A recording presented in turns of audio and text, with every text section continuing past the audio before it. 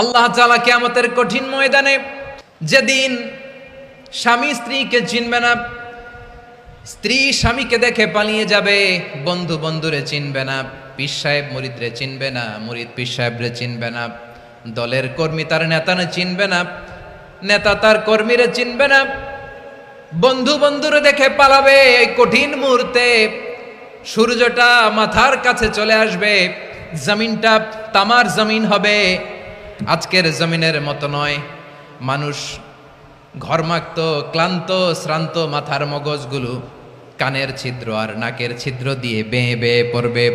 বিশ্বনবী ফরমান, কিয়ামতের ওই কঠিন ময়দানে 7 শ্রেণীর ব্যক্তিকে রব্বুল আলামিন তার আরশের নিচে ছায়া দিবেন।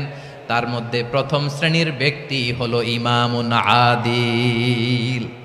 ইমামুন আদিল, ন্যায়পরায়ণ শাসক, যে ইনসাফের সাথে বিচার করে, যে জাস্টিস সমাজে সার্ভ করে, যে সুশাসন নিশ্চিত করে, ওই ইমামুন আদিল। আদিল শব্দটা বুঝছেন না? ইন্নাল্লাহা ইয়া'মুরু বিল আদল, পাইছেন?